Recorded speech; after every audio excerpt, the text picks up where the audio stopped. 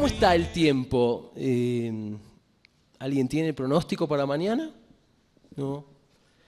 Es importante porque la verdad es que parece haber como un vínculo interesante entre, les diría, la temporalidad y el clima, a tal punto que la palabra tiempo describe una cuestión tanto meteorológica como epocal, ¿no? Y pronóstico tiene como, obviamente, la cuestión de lo que se espera en cuanto a lluvias, en cuanto a temperatura, pero evidentemente lo que nosotros también esperamos en cualquier tipo de escenario. Así que parece que el cielo siempre fue, y yo creo que de alguna manera sigue siendo, una especie de invitación a, les diría, pispear lo que viene, ¿no? Una invitación a otear el futuro. ¿Será por eso que tiempo en hebreo es así, zman, corazón de la palabra asmaná, que es invitación? Solamente hay que agregarle 2 letras hei a sus costados, ¿no? Tal vez las 2 letras hei que componen el tetragrama, que es el nombre inefable de Dios, pero bueno, eso llegará más tarde en un futuro no muy lejano. Volvamos a ese vínculo iniciático para descubrir que tal vez el que trajo la idea del futuro a estas latitudes terrenales fue Moisés, nuestro querido Moshe Rabbeinu, cuando rompió de una vez y para siempre una especie de paradigma casi perpetuo que gobernaba la humanidad y lamentablemente todavía no desapareció del todo. ¿Saben cuál era ese paradigma? Era el que postulaba que el orden de la naturaleza y el orden de lo social eran prácticamente equivalentes. Y, por ejemplo, así como el orden de las estaciones en Montevideo, ¿no?, es inmutable y es primavera, verano, otoño, invierno, y eso volvía a recomenzarse, evidentemente este orden en el sistema, especialmente del faraón, se homologaba a manera de espejo en lo social, y entonces, si tu abuelo había sido esclavo, evidentemente era obvio, claro, cíclico y permanente, y así tendría que ser hasta el final de los tiempos, que no había final, que el nieto y el tataranieto también lo serían. O sea, no había manera de entender que esto podía cambiar de algún modo. Fíjense que los faraones de todas las épocas invirtieron bastante en sacerdotes, en docentes y especialmente en ejércitos para que la gente, las masas especialmente, comprendan esto y comprendan las bondades, entre comillas, de este sistema, y de alguna forma funciona bien porque uno lo percibe claramente con el clima, porque si aprende a pronosticar, bueno, va a sembrar y va a cosechar en el momento apropiado, aun cuando no esté exento de sorpresas. Pero apareció, aquí lo tenemos un poco hollywoodense, a Moshe con un grupo no tan pequeño de revolucionarios que se le animaron al imperio más grande del momento y se plantaron para clamar con Dios como garantía que ese planteo, ese paradigma en realidad era falso, que la historia y lo social no se manejan con las mismas normas de la naturaleza y que lo que hoy es así no necesariamente va a ser así ni debe ser así, sino que, por supuesto, puede ser distinto. Es más, si tu papá nació esclavo, de hecho ese era el mensaje particular de Moshe, era claro que eso no implica que vos no puedas ser un hombre libre. Y la verdad que esa revolución mosaica de hace, ¿cuánto?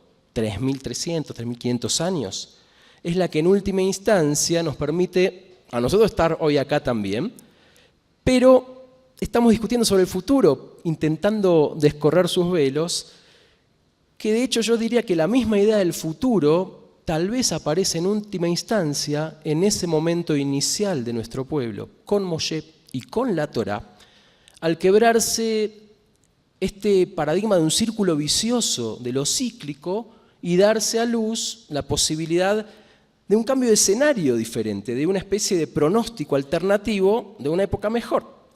Vamos a ver un pedacito de esa Torá de Moshe que dice así.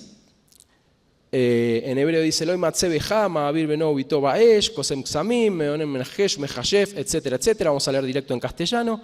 No habrá de hallarse en ti el que hace pasar a su hijo o a su hija por el fuego, ni el que practica la adivinación, ni el agorero, ni el mago, ni el hechicero, ni el demonólatra, ni el que consulta al nigromante o sortílego, ni el que inquiere a los muertos, ya que abominación ante Adonai es todo el que practica esto, y por causa de estas abominaciones, Adonai tu Dios los expulsa a ellos delante de ti. Fíjense este texto. No solamente aparece en el quinto libro de la Torá, en el de Barim, sino también se repite en el tercero especialmente. Y hay que una prohibición tan fuerte, con tanta dureza de consultar todo tipo de agoreros, de adivinos, quienes son los que supuestamente podrían anticipar el futuro. Probablemente, ¿saben para qué? Para dejar como lugar a la idea de la profecía. Que lejos de fijar escenarios así como nigromantes, se va a tornar en la encargada de poner en los labios de cada profeta los posibles escenarios que de seguro se van a presentar si no se sale justamente de aquellos perversos ciclos, en general de violencia, en base a un cambio que tenía que ver con una conducta ética, esa que permitía y que siempre permite la aparición de lo inesperado, la esperanza que nombraba Pipe, es la esperanza en lo no esperado, en lo que ya no es de memoria, en lo que no se repite. Entonces la palabra clave para seguir entendiendo este concepto probablemente tenga que ver con la idea de la ética, que es evidentemente una palabra que está asociada sin duda alguna con el otro. Fíjense qué decía don Emmanuel Levinas, uno de los filósofos probablemente más importantes de los últimos siglos dentro de la tradición judía y alguien que entendía mucho sobre la concepción del tiempo. Levinas decía, ahí lo tienen, el otro es el futuro. Me resulta imposible hablar del tiempo en un sujeto solo o hablar acerca de una duración puramente ética. No sé si Levinas se habrá percatado, no sé si estudió con Tumorá en Uruguay, vamos a hablar también del Shoresh, del misterio que rodea a nuestra lengua ancestral, pero miren ahí. ¿Ven? Ajar o ajarei, que quiere decir después, ajarkaj también, lo que es meujar, que quiere decir tarde o tardío, majar, que quiere decir mañana, todos estos conceptos son conceptos que provienen de una raíz hebrea que es nada menos que ajar, el otro, el prójimo. Y no creo que sea muy casual. De hecho, estoy casi seguro que no es casual, porque el tiempo que no es humano no es tiempo. Y el humano que no es un ser en relación con otro, no es un ser humano. Ahora, ¿se preguntaron alguna vez cuándo nació el tiempo? No se los voy a contestar, tranquilos, no tengo la menor idea, pero lo que sí les puedo contestar es un esbozo de respuesta en torno a cuándo nosotros como pueblo de Israel, como pueblo judío, celebramos el nacimiento del tiempo. Y es exactamente en el sexto día de Bereshit, del Génesis, cuando los seres humanos fuimos llamados a la existencia. Es esa fecha, y no otra, la que recordamos en cada Rosh Hashanah, porque el tiempo que no es atravesado por la dimensión humana, como el de los días anteriores, de esos primeros días, no reviste carácter para nosotros de trascendencia. Ahí están diciéndose Shana Tová a los muchachos. Aparecería así en aquel mítico sexto día, junto a Adán y Eva, la concepción de un tiempo distinto al tiempo divino, porque evidentemente lo divino tiene la cualidad de lo eterno. Y tal vez eso lo pueda susurrar ese nombre de Dios que les había nombrado al principio, sin dudas el más misterioso, el que hace milenios, de acuerdo a nuestra tradición, olvidamos cómo pronunciar, y que leemos como Adonai, aunque no diga eso cuando uno lo lee en hebreo. Es el tetragrama, esas 4 letras que a modo de mensaje encriptado se nutre de esas 2 Hei que habíamos nombrado al principio, las 2 rojitas, cuando convertíamos tiempo, Zman, en Azmaná, acompañadas por una Yud y una Vav, las azules para los que no leen hebreo, para darle la proporción exacta de una combinación preciosa de los vocablos hebreos que denotan lo que fue, lo que es y lo que será. Es decir, Ayá, Ove, Veye. Eso, si uno hace un cóctel, queda las últimas 4 letras que nosotros lo leemos como Adonai. Entonces, quizás nuestro tiempo, el humano, no sea el que llamamos Zman en Ibrit, sino el que llamamos Et, que también es tiempo, que es un tiempo más mensurable y menos perpetuo. Es el Et del Coelet, del Eclesiastés, que estrena su 3er capítulo con estos memorables versículos que todos recordarán, que dice en hebreo, Lehol Zman, la Kol Zman, así se lee, la Kol Zman, Be'et Lehol Jefetz Tajat Hashamayim, Et Laledet, Bet Lamut. Hay un tiempo para todo, hay un tiempo para cada cosa, y debajo del cielo hay una época para nacer, una época para morir, una época para sembrar, una época para arrancar lo sembrado. Fíjense qué curioso, el primer versículo, ¿no? Solamente se nombra el tiempo como Zman al referirse al todo. Zman, la Kol, un tiempo para todo. Pero el resto de las referencias al tiempo, que son las que ocurren Tajat la Shamaim, debajo del cielo, lo que no corresponde a lo divino, se utiliza ya no el término Zman, sino la palabra Et, que también uno la traduce como época. Ahora, de ese Et sale Ete, esto fue para imitarlo mal a Pipe, pero de ese Et en realidad salen Et, que significa época. En hebreo, Ata significa ahora, Atik significa antiguo y futuro significa Atid.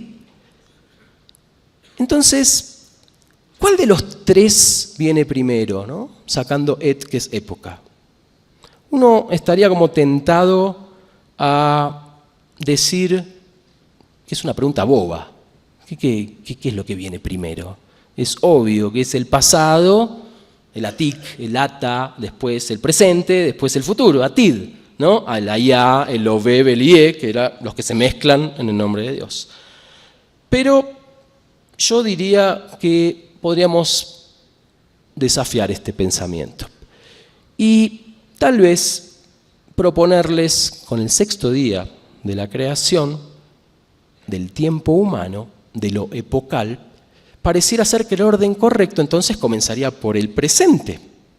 Es decir, en el momento exacto de la creación, se empieza por el presente, por el Ata, por el Ove, el ahora, el presente. Y después eso daría lugar al pasado y recién allí al futuro, y tendríamos el orden que estamos viendo en la pantalla. Presente primero y después pasado y futuro. Pero si uno va un poquito más profundo, y les diría, tal vez la alternativa que entiendo es la más plenamente judaica, tendríamos que ayudarnos de una frase, me parece preciosa, del maestro de muchos quienes estamos aquí. Marshall Mayer decía, hoy, como dice allí, tenés que decidir qué otro ayer querés mañana. Ahora fíjense qué notable. El futuro sería aquí el primero de los 3 tiempos, porque pasado y presente derivarían de aquel.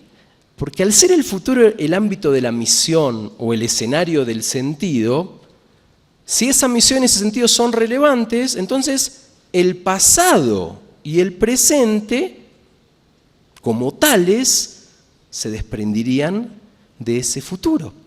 Tendríamos así la extrañeza de que el orden correcto sería una suerte de futuro, pasado y presente, ¿no? Un IE allá, BOB. En realidad, el maestro de Marshall era él, el rabino Abraham Yoshua Heschel. Afirmaba que la sacralidad de la historia de nuestro pueblo yace en ver el pasado en el presente, a fin de ser por siempre contemporáneos del pasado. Y esta es una idea que no tiene sentido si el futuro no fuera el que le imparte sentido a los otros dos. Es medio trabalenguas, pero creo que el sentido es este. ¿Por qué les cuento ahora otro de los nombres de Dios? Porque probablemente este motivo de empezar por el futuro,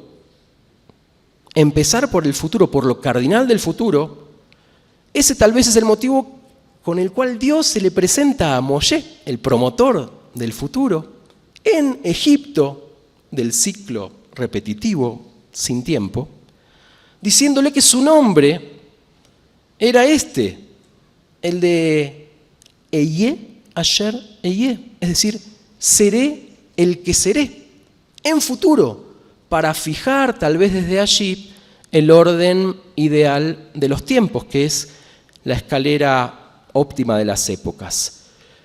Entonces, el Atid, el Eye, el futuro, el seré, en realidad, como proyecto de futuro, como proyecto de tikvá, de esperanza, otro yoresh para Pipe y Sumora, tikvá que viene de mikve, ¿no? De fuente, pero que a la vez viene de kav, como anime kabé, yo deseo con mucha esperanza, yo espero con esperanza, y kav en hebreo es una soga.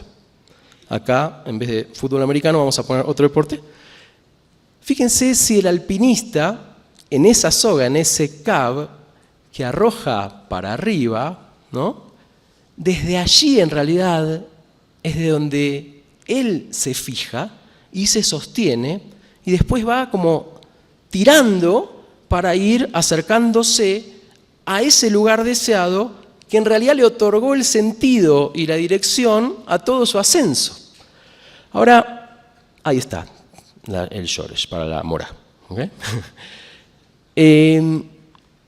Fíjense, si alguien todavía dudaba acerca de la hechura del futuro, de cómo se hace el futuro, no hay más que aprender cómo se dice preparar en hebreo. ¿Saben cómo se dice preparar en hebreo? ¿Cómo se dice preparar en hebreo? Preparar. Leajín, perfecto. Muy bien. Si uno busca un sinónimo de leajín, va a tener algo interesante. También se dice así. Leated. ¿Sabían? Se dice así. Leated, que quiere decir preparar. Estar preparado en hebreo no solo se dice en pasivo, muhan o mesumán, como uno suele decir, sino que también se dice atud, que está listo. Está preparado para lo que viene. Es como alistarse, ¿no? Para lo que nosotros evidentemente llamamos Olam Abba, que nombraban ustedes, que es, vos dijiste, el mundo por venir. Ahora, ¿cómo se dice el mundo que va a venir en hebreo? ¿Se dice Olam Abba? ¿No es Olam Ayabó o Olam Sheyabó? Entonces, creo que van captando el sentido de esta mezcolanza de palabras. Olam Abba en hebreo no es el mundo que va a venir, es Olam Abba, que está viniendo. Es en presente, es el mundo que viene, no que va a venir, que está viniendo, es como un presente continuo, pero no lo entendemos así en general como de hecho lo es. Es como ese mundo que arrastramos mientras vamos nosotros subiendo la soga. Ahí está, creo que estaba ahí, me atrasé de una diapositiva. Saben que había un rabino, que era probablemente la principal figura del Talmud, Rabbi Yohanan ben Zakkai, que decía que si teníamos una semilla en la mano y se nos avisaba que había llegado el Mashiach, el Mesías, ¿qué teníamos que hacer? Primero había que plantar esa semilla y recién allí uno debía correr a saludarlo, a darle la bienvenida. Tenía clara conciencia de el peligro de poner el foco en el más allá antes de ponerlo en el más acá. Fíjense que Bar Kokhba, Shabbatai Tzvi y otros tantos falsos mesías hasta nuestra propia época han poblado de desilusión y de desesperanza a multitudes de nuestro pueblo. El mismo Rabbi Akiva, paradójicamente, en épocas de Bar Kokhba, que enseñaba así, Akol Tzafui Aval Reshut Netuna. O sea, todo está previsto, todo está previsto. Pero el hombre, el ser humano, tiene libre albedrío. Ese todo probablemente se identifique con ese Lakol Zman, con ese para todo hay un tiempo del Eclesiastés que nombramos antes, que es patrimonio de Dios. A nosotros nos toca el libre albedrío, a la parte de la creatividad, para interpretar, diseñar futuros y quizás aprender a traducir de otra manera. Porque uno tiene que, ¿cómo tiene que leer esta palabra? Mashiach, el ungido, el Mesías. Hay otra forma de leer esta misma palabra. Esta misma palabra en hebreo se lee así, Mesías, que quiere decir el que dialoga. Y se escribe igual, se le pone el puntito en otro lado. ¿Por qué no entender entonces, con las mismas letras, que la idea de un tiempo mejor tiene que ver justamente con el diálogo? No es poco cambio. Let's go back to the future. Eso para Pipe. ¿Conocen esta pregunta? Esta es una de 6 preguntas fundamentales. Les tengo que contar para esto algo acerca del primer pronosticador de la Torá. ¿Saben quién fue el primero que se refirió al futuro en la Torá? El primero que se refirió al futuro fue Dios. Dios le dijo a Adán que cuando comiera del árbol del conocimiento del bien y del mal, en ese mismo día, ¿qué le iba a pasar? Se iba a morir. Bueno, pues he aquí que comió y se murió 930 años después. No fue el mismo día, como la Torá dice, en el mismo día, fue un poquito después. ¿Será por eso tal vez que Dios después, por experiencia, prohibió en la Torá consultar con tantos adivinos o futurólogos? Puede ser. De todos modos, no es menos cierto que la idea de la muerte como el límite más fuerte del futuro, pero a la vez como la llave más sensata de su sentido, entró a la vida del hombre, de hecho, el mismo día que nació. Eso es cierto. Et laledet, un tiempo, una época para nacer, beet lamut, un tiempo, una época para morir, decía el Eclesiastés. Y en un ejercicio maravilloso de lo que nosotros llamamos chutzpe o chutzpah, osadía, los rabinos del Talmud, ¿saben qué hicieron? Se le animaron a lo que se dio en llamar el juicio final. Es decir, pensar qué ocurriría cuando la muerte se nos presentase a cada uno de nosotros a manera de juicio final y nosotros nos presentáramos ante el estrado divino para rendir cuentas de cada uno de nuestros actos vitales. Y lo hicieron pensando en el Yom Adin, el día del juicio, que se llama así Rosh Hashanah, el principio del tiempo. Cuando recordamos el futuro del 6º día de la creación al iniciarse el tiempo humano. Y como si fueran chicos de escuela secundaria que le roban a la Morá la prueba para saber las preguntas que le van a preguntar y aprobar bien el examen, se imaginaron, después de arduos y prolongados debates talmúdicos, cuáles serían las 6 preguntas que se nos harían en ese momento cuando nos lleguemos cada uno a Admea Besrim, hasta los 120 años como vivió Moshe. Y estas 6 preguntas entiendo que son el Kav, la soga, que nos tiraron desde antaño, aunque en realidad debería decir desde el futuro, para que lo vayamos acercando a ese futuro cuando todavía tenemos tiempo, es decir, cuando se trata de nuestra época. Y así aparecen, el que las quiere buscar, están en el Talmud, en el tratado que se llama Masejet Shabbat, 31a, por las dudas. Vamos a saborearlas de a poco. Y la primera dice, así como ven, Nasata benatata bemuná, ¿fuiste honesto en tus negocios? Una revelación medio extraña, porque nadie esperaría ese interrogante como el primero del juicio final. Nada o todo de filosofía profunda, porque en realidad la pregunta es si uno fue recto ahí donde hay posibilidades de no serlo, ¿no? O sea, si en lo cotidiano se era sinónimo de trampa o de justicia. La segunda pasaba ya a un plano más, les diría, espiritual, si uno tuvo tiempos para el estudio, una especie de llamado un crecimiento interior.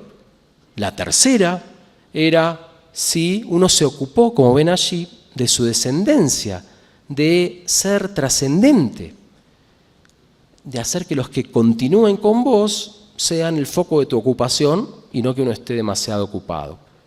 La que seguía era si uno iba a acelerar la Yeshua, la salvación, con optimismo, o si uno iba a caer en una especie de desesperanza.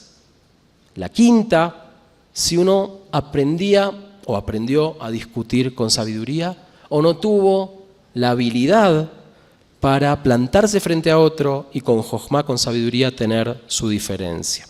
Y la última, si, como dice allí, Evanta Dabar, Mitoch Dabar, si fue capaz de entender la esencia de las cosas. Estas preguntas, que son como individuales, me parece que son las mismas que podemos utilizar para plantear el futuro en términos comunitarios, porque contestarlas bien es como ir acercando ese futuro. Y si las repasamos entonces, entendemos que ser honesto en este sentido implica que las comunidades del futuro van a tener que, cada una en su modo, enfatizar su conducta ética, por ejemplo, aclarando el origen de sus fondos, el destino de sus fondos. Serán exitosas aquellas comunidades que prioricen un buen clima de trabajo por sobre una imagen externa y donde los conceptos de empleado, de impuestos, de becas, de prioridades se enmarquen en lo que requiere el término ese, que es emuná, no como fe, sino como honestidad.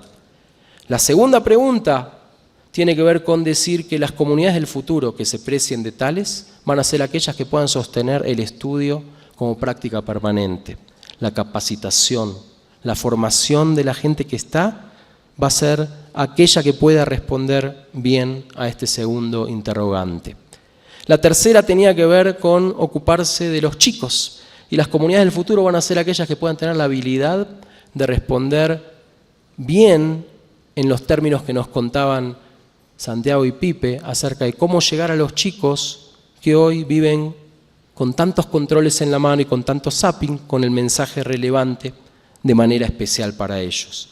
La cuarta, si anhelabas la salvación en términos individuales, en términos comunitarios va a ser si entendemos el afuera como algo que también nos va a llevar a hacer que el resto del mundo también se vea reflejado en la tarea nuestra.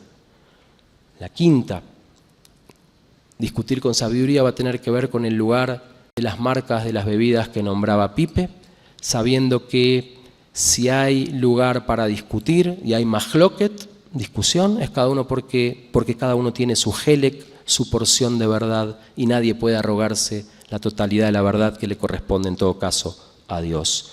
Y la última, Evanta Dabar, Betoch Dabar, evidentemente tendrán que ser las comunidades del futuro las que puedan revisar estas preguntas constantemente, encontrar lo esencial, y tal vez en lugares como este, en donde nos alejamos de lo cotidiano y rápido, podamos pensar en aquello que es más relevante y trascendente. Para terminar, si todo tiene que ver con el tiempo, y con el tiempo en ambos sentidos, me gustaría contarles una historia. No hay probablemente rabino sin historia, y la historia se remonta probablemente a un shtetl, que es un pequeño pueblito de Europa unos cuantos años atrás.